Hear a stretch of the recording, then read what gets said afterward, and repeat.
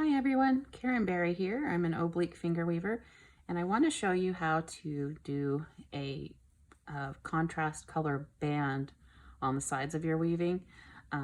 Again, if you haven't watched the just weaving a row video, that is where you should start. So make sure you get that down with one color and just get that habit down of just weaving. And once you've got that down, you can graduate to this. It's a little more complicated, but you can get some really nice effects if you're, say, you've got you're weaving with red and you do a nice black or blue border. It just really makes it pop, and that's how you can incorporate color into your yarn.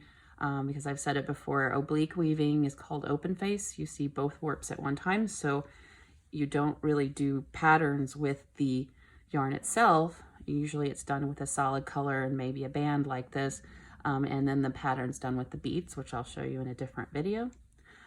So basically what we've got our warp set up here, and I've got my 3 strands on one side.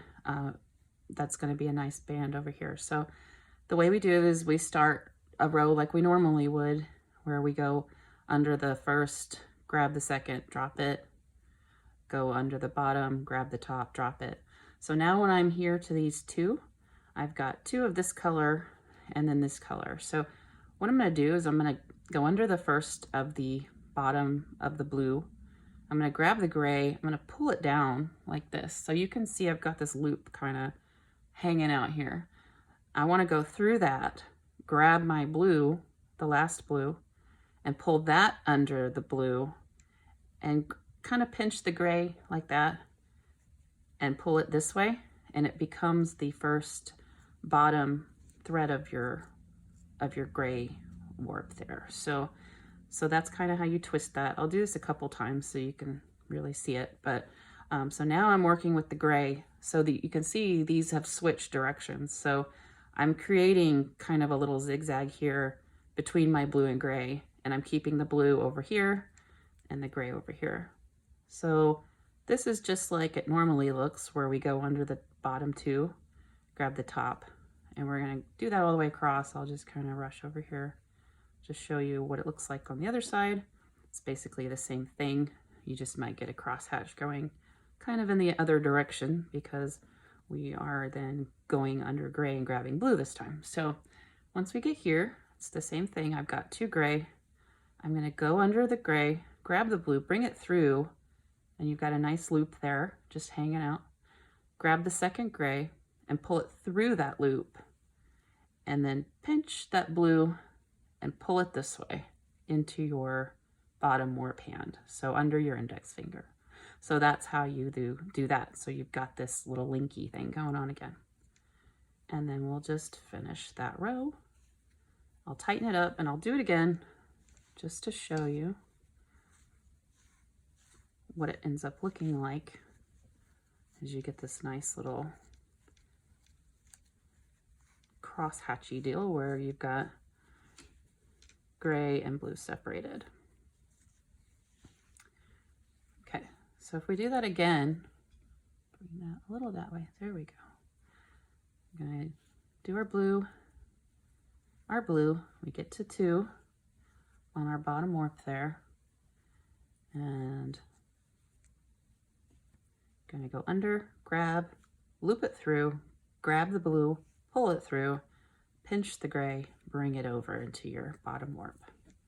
So that was a little bit faster. You can always watch this over again if you'd like. I just want to show you again. It gets to be a natural motion. At first it feels a little weird. You just have to keep practicing. So then we're going to weave across on our gray.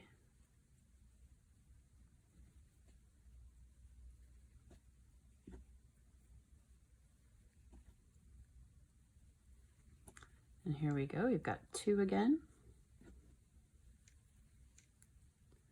Gonna go under, grab the blue, loop it down, grab the gray through that, pull it, grab it, pinch it, and now it's part of your bottom warp.